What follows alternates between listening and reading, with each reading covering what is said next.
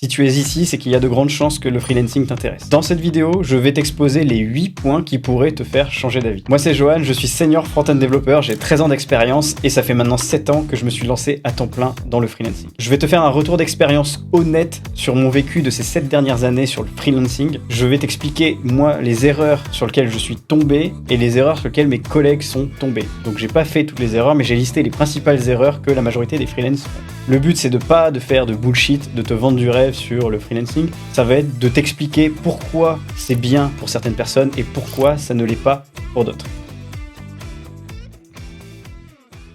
La première grosse erreur quand un freelance commence, c'est qu'il ne se préoccupe pas de l'état du marché à l'instant T. Le souci, c'est qu'en tant qu'indépendant, tu vas forcément être dépendant de ce marché, et si tu ne fais pas attention aux besoins des entreprises et à la demande, tu ne trouveras rien. Autre point important, c'est que même si tu es dans un marché qui fonctionne aujourd'hui, dans une niche qui fonctionne, ce n'est pas dit que demain, ça soit toujours quelque chose qui fonctionne. Pour te donner des exemples, il suffit tout bêtement que le client pour lequel tu travailles n'ait plus besoin de toi ou n'ait plus de budget alloué pour que tu puisses travailler, tu sors en premier. Un deuxième exemple qui pouvait être surréaliste il y a quelques années et qui s'est malheureusement produit, c'est la crise sanitaire avec le Covid-19. Ce qu'il faut savoir, c'est que les entreprises, pendant le Covid-19, beaucoup d'entre elles ont clôturé leur budget et ont fait sortir les premiers à sortir, donc les freelance. Moi, je n'ai pas été concerné par ça parce que heureusement, j'avais un client assez solide et ils avaient besoin de moi même si il y avait des restrictions. Mais j'ai connu des freelance qui n'ont pas eu cette chance et qui ont galéré après à retrouver d'autres missions. C'était un peu quelque chose de compliqué à gérer. Ceux qui n'avaient plus d'argent de côté et qui n'avaient pas anticipé ça ont dû trouver des alternatives ou arrêter le freelancing pour choisir du salariat. Donc ça, c'est quelque chose à prendre en compte. Aujourd'hui, c'est plus la crise du Covid-19, mais on voit qu'il y a énormément de changements sur le marché. Il y a de plus en plus de juniors, donc c'est pour ça que je ne conseillerais jamais à un junior de commencer directement par faire du freelancing.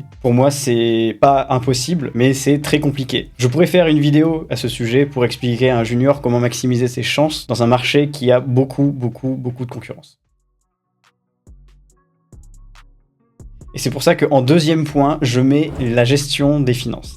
Beaucoup de freelance, à mon goût, négligent cet aspect-là et je trouve ça dommage puisque c'est ce qui va te permettre d'avoir une tête reposée si tu es capable de mettre assez d'argent de côté pour être tranquille d'un mois à l'autre si tu n'as pas trouvé de mission. Le souci, c'est que si tu n'as pas fait ça, si tu n'as pas mis 6 mois à 1 an de côté, c'est ce qui est conseillé, tu vas accepter n'importe quel type de mission pour être sûr d'avoir assez d'argent qui rentre. Ça va être le premier problème et tu vas donc accepter des missions qui sont soit payées à des tarifs plus bas que ceux que tu pratiques habituellement ou alors tu vas travailler sur une mission qui ne t'intéresse pas et tu ne seras pas performant, tu vas pas apprendre autant que tu ne devrais apprendre et quand tu es indépendant, tu te dois d'aimer ce que tu fais et tu dois être performant dans ce que tu fais. Donc c'est très important d'avoir la tête froide et reposée. Tu ne peux pas le faire si tu as des soucis d'argent. Un autre point qui est trop souvent négligé, c'est le choix du statut de votre société quand vous vous lancez en indépendant. Effectivement, beaucoup de gens commencent avec de la micro-entreprise et pour la plupart du temps, ça marche très bien, ça fonctionne très bien, mais il ne faut pas se dire qu'il y a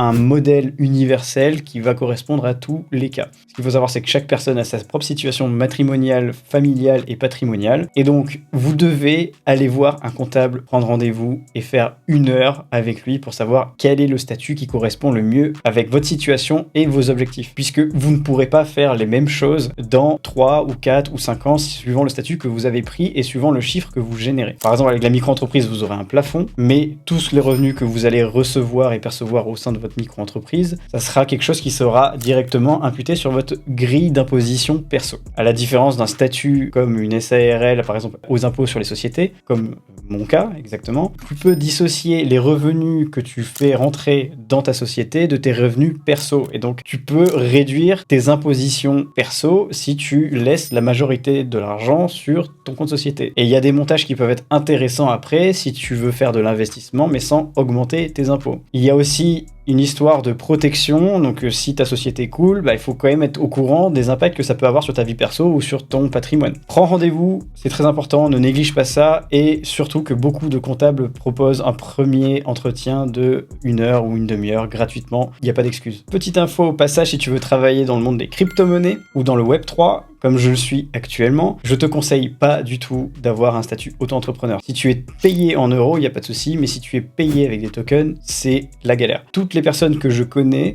moi-même inclus, ont dû avoir une société type SARL ou peu importe, personne morale, pour pouvoir avoir un contrat et récupérer des tokens en tant que prestataire de service. Si tu es débutant, que tu veux juste travailler dans le Web 2 traditionnel, effectivement, je te conseille de commencer avec une micro-entreprise. Ça sera le choix le plus facile. Il n'y a pas un gros coût de création. Les démarches sont simplifiées et on a des super outils qui automatisent les choses comme Shine, par exemple. Vous pouvez créer votre société avec Shine, avoir votre compte bancaire Shine et les déclarations automatiquement faites avec Shine. Donc ça, c'est parfait pour commencer. C'est ce que j'avais utilisé moi à l'époque et encore, ça a pas mal évolué depuis le moment où j'ai utilisé Shine. Après, c'est pas parce que tu fais de l'auto-entreprise que tu vas rester bloqué ad vitam aeternam sur une micro-entreprise. Moi, ce que j'ai fait, par exemple, c'est que j'ai commencé avec la micro-entreprise en part-time à côté du salariat, donc ce qui faisait pas mal de revenus en plus puisque ça me permettait de faire rentrer quasiment x2 en salaire par rapport à ce que je faisais en salarié. Donc après, je me suis dit, ça sert à rien que je travaille toute la semaine en tant que salarié si je gagne plus le soir et les week-ends en tant qu'entrepreneur. Donc j'ai pu me lancer à temps plein en freelance et après j'ai dépassé les plafonds. Et ce qu'il faut savoir, c'est que vous pouvez déplacer 1 an sur 2 normalement, à vérifier si ça n'a pas changé. Mais si vous dépassez 2 années consécutives, votre statut bascule directement en EI et ça peut avoir des impacts fiscaux qui ne sont pas du tout intéressants suivant votre situation et ce qui était mon cas. Donc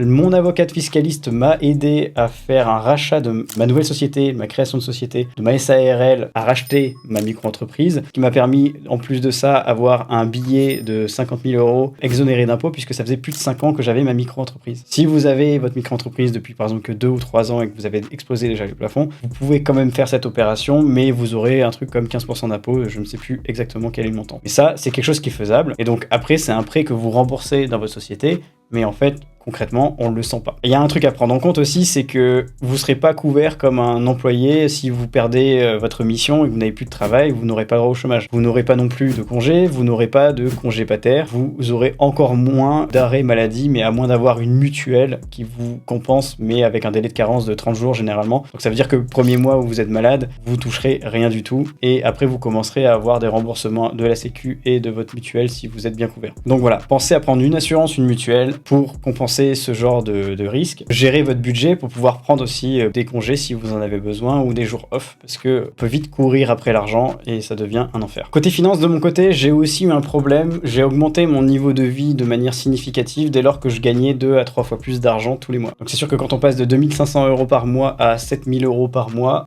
ça fait une grosse différence. Les revenus continuent d'augmenter, ça fait plaisir et on se dit ça va continuer ad vitam aeternam. Sauf que on a un plafond de verre, ça faut pas l'oublier, quand on échange notre temps contre de l'argent en prestation de service, il y a un moment donné où on peut pas facturer plus qu'un certain montant et donc on ne pourra jamais aller au-delà. Et les choses qui peuvent arriver aussi, c'est que le marché continue de changer et donc vous devez revoir à la baisse vos tarifs et vos jours travaillés par exemple. Ça peut être quelque chose qui arrive. Et si vous avez augmenté votre niveau de vie drastiquement par rapport à l'income de votre société, vous allez vous retrouver dans un stress perpétuel où il faudra faire plus d'argent, vous prendrez moins de jours off, vous allez stresser beaucoup plus tous les jours parce que si vous avez un arrêt de mission, ça va être un enfer à gérer parce que vous pourrez plus payer par exemple votre loyer, vous pourrez plus payer vos activités ou vos petits plaisirs, etc. Donc moi, je sais que j'ai eu du mal à faire la marche arrière après, il y a une inertie quand même d'1 an à peu près, revenir sur un budget plus abordable parce que quand on passe d'auto-entreprise à société de type SARL, il a fallu que je me verse moins de salaire, sinon j'allais payer trop de cotisations et trop de taxes. Vous devez avoir de l'argent de côté et vous devez investir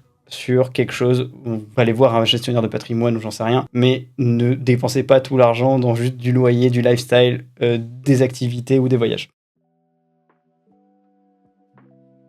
Le troisième point qui arrive juste après, c'est la partie personal branding et prospection. Beaucoup de freelance ne s'attardent pas ou font mal leur personal branding et leur prospection. Il faut que tu gères ton personal branding comme si tu gérais un business, c'est ta vitrine. C'est comme si tu voulais aller pécho alors que t'as mauvaise haleine, ça ne marchera pas. Il te faut une solution où quand le client il te voit, il voit que c'est qualitatif, que ça donne envie et qu'il a envie de te faire confiance pour travailler avec toi. Si tu n'es pas capable de mettre ça en place, tu auras du mal à trouver tes premiers clients, à moins que ça soit dans ton réseau proche. Mais je peux te dire que comme la concurrence est rude, il te faut être meilleur que les autres sur cet aspect-là. Savoir se vendre, c'est bien, c'est important, mais savoir faire les choses et être compétent, c'en est une autre. C'est pour ça que j'ai mis les compétences en numéro 4. Si tu te vends en tant qu'indépendant, c'est que tu dois apporter de la valeur à ton client. Ton client ne va pas te payer assis, visser le cul sur une chaise, à ne rien faire toute la journée. Si au final tu ne lui apportes pas de valeur, ça va durer 1 mois ou 2 et il va te faire dégager. Ça aura un effet néfaste parce que toi tu auras peut-être été content d'avoir fait 1 mois ou 2 parce que tu t'es bien vendu et tu as récupéré je sais pas combien de milliers d'euros pour cette presta. Mais derrière, t'es grillé au niveau du réseau et les choses se comprennent vite et il suffit de mauvais avis en plus sur internet ou des connaissances qui se parlent pour que tu trouves plus rien avec le problème du marché qu'il est saturé. Et en plus de ça, beaucoup d'entreprises vont demander des recommandations. Quand c'est des missions longues par exemple, ils vont demander à tes anciens employeurs, collègues, est-ce que tu es quelqu'un de fiable? Voilà, ne vends pas du rêve, ça sert à rien, ça va te rattraper. Par contre, ce que tu peux faire, et ce que tout le monde peut faire, c'est que si tu sais pas faire quelque chose, spécialise-toi dans quelque chose, apporte de la valeur à un client. Tu pourras lui faire du charme après pour pouvoir augmenter ton TJ ou retrouver une mission plus intéressante. Soigne ton image, soigne tes compétences. Concentre-toi juste sur une stack que tu maîtrises parfaitement et au préalable, essaie de te renseigner quand même sur les besoins dans le marché. Ne va pas faire une techno que personne ne recherche parce que ça sera pas mieux. Après, il faut quand même que ça te plaise, bien évidemment. 5e chose négligée par beaucoup de freelance, c'est l'aspect communication. C'est très important. Si tu n'aimes pas communiquer, ça ne marchera pas. C'est comme faire son personal branding, si t'en fais pas, ça sera très compliqué. Je dis pas que ça sera impossible, ça sera très compliqué. Si tu ne communiques pas, le problème que tu vas avoir, c'est que tu vas créer de la frustration chez le client dans lequel tu travailles ou avec les collègues avec lesquels tu travailles pour ce client. Et ce qui va se faire, c'est que tu vas créer une distance, une incompréhension avec cette personne. Et cette personne va se dire, je ne peux pas travailler avec toi, tu n'es pas quelqu'un qui m'explique quand les choses vont pas ou quand tu as besoin de quelque chose. Tu attends que je vienne vers toi, et ça m'est arrivé sur certains projets de voir certains freelance ne jamais dire quoi que ce soit et attendre de rester bloqué sur un sujet business ou technique jusqu'à se faire virer. Voilà, ne fais pas ça, ça ne sert à rien, et comme je te disais, le réseau c'est important, faut vraiment en prendre soin. Le 6e point concerne les crédits immobiliers. Je sais que c'est un sujet très épineux, mais qui pose beaucoup de problèmes à certains freelance. Il y a déjà un truc à virer de vos esprits, c'est que non, c'est pas impossible de faire un prêt IMO quand on est indépendant. Sauf que, pour faire un prêt IMO, tu as besoin d'avoir au moins 3 bilans corrects d'entreprise d'activité pour pouvoir aller voir la banque et être éligible à au moins un prêt bancaire. Ça va être plus compliqué, c'est sûr, mais c'est pas impossible, moi c'est ce que j'ai fait. J'ai même réussi à avoir mon prêt au bout de 2 ans d'activité et non pas 3 ans de bilan. C'est complètement faisable, ça dépend de votre profil et du chiffre que vous êtes capable de générer. Et en plus, moi j'en ai profité de faire mon achat de résidence principale au moment où je faisais la transition de micro-entreprise à SARL. Et donc, ma SARL a racheté ma micro-entreprise et c'est la même banque qui a voulu me gérer le côté pro et le côté perso, donc c'est passé sans souci. Prends bien en compte que si tu veux acheter de l'immobilier, c'est faisable, mais il te faut dans ce cas-là anticiper, voir sur du long terme et savoir qu'il faudra faire 3 bons bilans si tu veux prétendre à quelque chose de bien. Si tu fais un rachat de société, sache que j'ai un collègue, il l'a fait, mais il n'a pas négocié sa résidence principale au même moment. Et donc, il s'est retrouvé dans l'incapacité de faire un prêt, contracter un prêt bancaire, même si lui, physiquement, c'était la même personne. Derrière, l'entité qui avait racheté sa micro-entreprise, son fonds de commerce, ce n'était pas la même personne, donc il repartait à 0 sur le nombre d'années de bilan. Et donc, du coup, il a dû attendre 2 ans et demi pour pouvoir souscrire à nouveau à un prêt depuis le moment où il l'a demandé. La 7e erreur que la plupart des freelances font aussi, c'est la gestion de leur temps off. Je sais que ça peut être compliqué si on gère pas bien ses budgets, et généralement c'est lié à ça, c'est que si on n'a pas assez de réserves, on veut travailler tout le temps, et après on tombe dans une routine infernale où quand on doit prendre des vacances, on ne peut pas le faire parce que soit on n'a pas assez de réserves, soit on culpabilise en se disant que le nombre de jours off que j'ai pris, c'est pas des vacances, ce sont des pertes sèches de chiffre d'affaires. Et moi, psychologiquement, je sais que j'ai eu du mal à me décoller de ça, et à chaque fois que je prenais un jour, faisais rien, pour moi, c'était clairement une perte de chiffre d'affaires. Alors que ce qu'on devrait faire, c'est se dire, ok, j'ai cumulé suffisamment d'argent durant l'année pour me dire que j'ai X nombre de jours qui sont alloués juste à des vacances. Vous pouvez vous dire, voilà, j'ai mis tant d'argent de côté qui correspondent à 24 jours ouvrés, ce qui me fait 24 jours de vacances, par exemple. Vous pouvez faire ça, et ça, c'est très important de le faire parce que sinon, vous prendrez jamais de vacances. Moi, pendant 2 ans, j'avais pas pris de vacances. Et encore aujourd'hui, je me retrouve des fois dans des cas à vouloir jamais prendre de jours de vacances et toujours travailler sur des projets perso à côté parce que j'ai encore du mal à décorréler mon temps de travail avec mes objectifs et je suis frustré par ça. Et donc, c'est un effort que vous devez faire de prendre du temps pour vous. Et je connais aussi certains freelances qui, eux, se sont dit je gagne suffisamment bien ma vie pour me dire que je peux juste travailler à mi-temps. Et donc ça peut être un bon modèle aussi, se dire je me dis que je travaille par exemple 2 ans d'affilée à temps plein et après je peux me faire que 6 mois de travail dans l'année et je mange pas mes réserves. Ou sinon on peut se dire je continue de travailler mais je fais que 2 jours et demi par semaine ou un jour par-ci, un jour par-là. Il y a une fausse croyance aussi que j'aimerais remettre à plat, qui me dérange un peu, c'est de dire que quand on est indépendant, on est libre. Effectivement, il y a une sorte de liberté parce qu'on a plus le choix et on est plus maître des choses.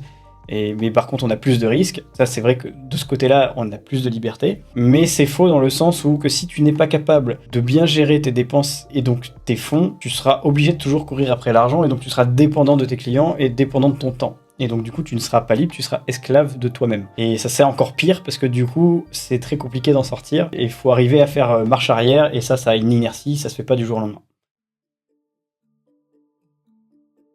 Une autre dernière grosse erreur que j'ai eu du mal à gérer pendant longtemps, c'était la gestion du stress. Si tu es indépendant, tu te dis je gagne plus, c'est bien, mais que tu n'arrives pas à gérer effectivement un bon équilibre de vie pour te dire je gagne suffisamment plus pour mettre suffisamment de côté et avoir un mental d'acier et complètement serein, tu vas te retrouver à générer beaucoup plus de stress, penser toujours au boulot même quand tu es off, à ne plus vouloir prendre de vacances, à travailler beaucoup trop pour ton client, être en surmenage, être moins efficace et donc du coup il n'y a aucun avantage à rentrer dans cette routine-là. Pour éviter d'arriver à un seuil de stress qui devient ingérable, il faut gérer tous les points que je t'ai dit avant de manière propre, bien organisée, et tu n'es pas censé après arriver à un seuil de stress aussi élevé, à moins qu'il y ait vraiment tout le marché qui s'effondre et qu'effectivement le freelance n'est plus viable. Mais si tu es capable de prendre en compte tous ces petits conseils et de les appliquer, il n'y a aucune raison que ce point numéro 8 de la gestion du stress soit un problème. Si la gestion du stress devient un problème, c'est qu'il y a quelque chose qu'il faut que tu changes, soit dans ton travail, dans ta façon de t'organiser, dans la gestion de ton temps, de ton argent ou du choix des clients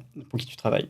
Voilà, c'est la fin de cette vidéo. Je te remercie d'avoir regardé jusqu'au bout. J'espère que je t'ai apporté suffisamment d'informations pour t'éclaircir dans tes choix. J'espère que ça va te permettre d'accélérer aussi ton business. Et bien évidemment, là, je n'ai parlé que du freelancing en mode prestation de service, mais il y a d'autres modèles qui existent. Je pourrais faire d'autres vidéos sur le sujet. Mais voilà, n'hésite pas à suggérer si tu veux que j'aborde un peu plus en profondeur certains points ou s'il y a d'autres sujets que tu veux que j'aborde tout simplement. Et je serai ravi de faire ce format-là. Au passage, je t'invite à aller voir ma dernière vidéo sur le clone de Dribbble.com que j'ai fait où on reproduit un carrousel avec des animations de A à Z et je t'explique tous les tips front-end que j'utilise au quotidien.